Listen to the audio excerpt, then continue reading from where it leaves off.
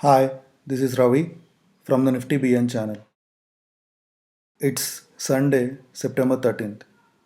Time again for another technical outlook video on the Nifty 50 index.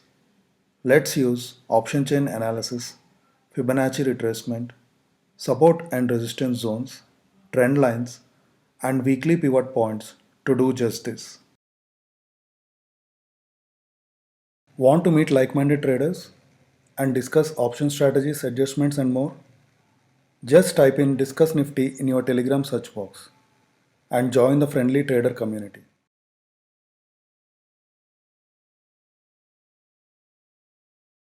We are looking at the daily chart of the Nifty 50 index. The Fibonacci retracement levels of the recent fall for the Nifty from the high of 11794 to the low of 11185 stands at 11490 and 11560 respectively. These levels would act as immediate resistance levels in the coming trading sessions. If Nifty sustains above 11560, it may rally to 11665. The supports would come in at 11420 and 11330 levels. Any break below the 11330 level can extend its down move towards 11200 in the near term. In the event of any consolidation, the 20-day moving average and the 50-day moving average, currently at 11426 and 11189 levels respectively, will continue to act as important short-term supports.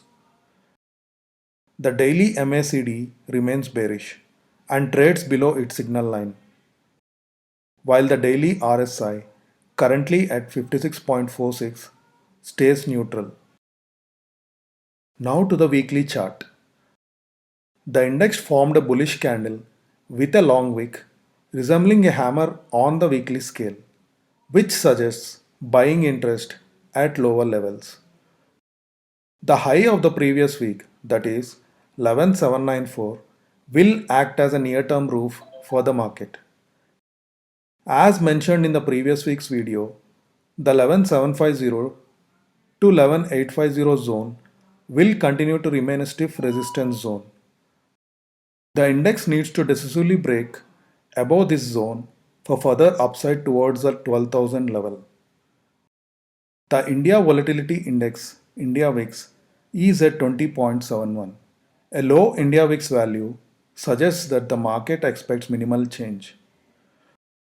The overall market trend was an equal mix of red and green, with the market breadth on the NSE showing 834 advances against 751 declines.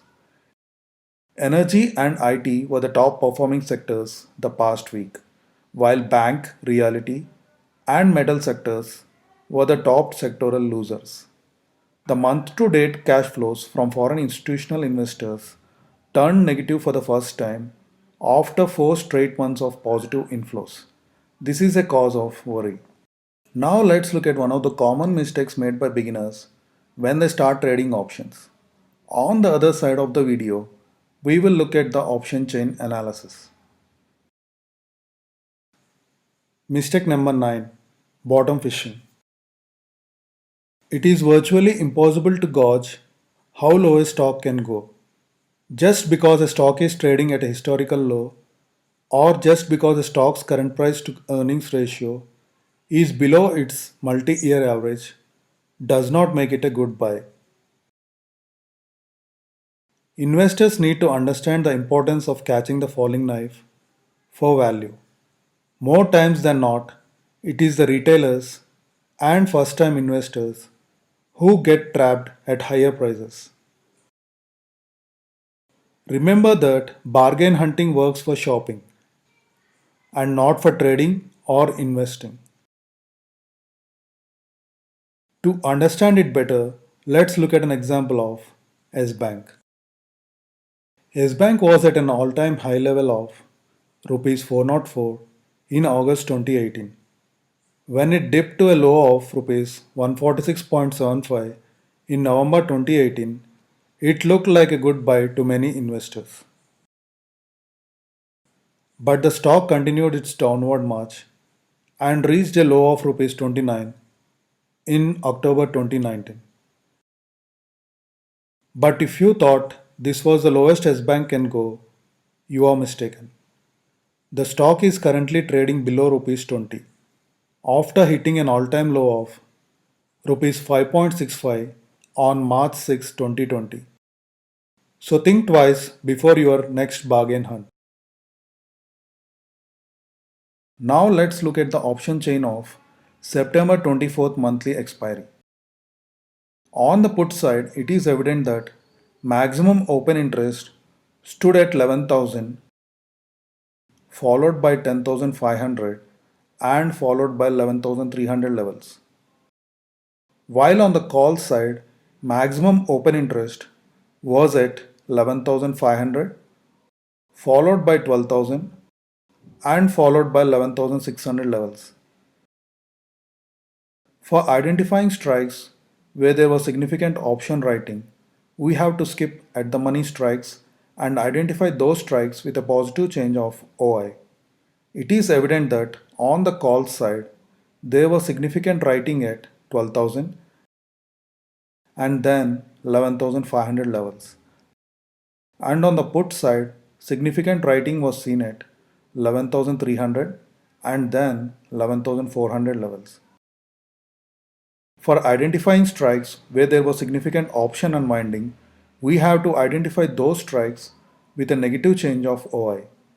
It is evident that on the call side there was significant unwinding at 11,400, 12,300 and 11,300 levels.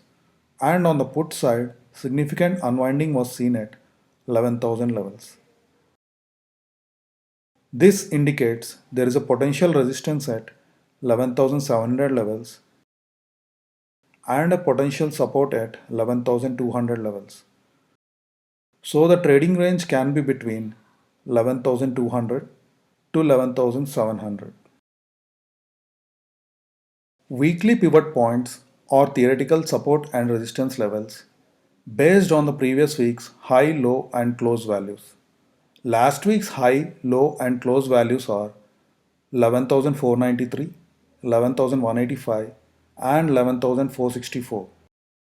Based on these values, 11,381 is the pivot point, 11,576, 11,689 and 11,884 are resistance levels, and 11,268, 11,073 and 10,961 are support levels for this week.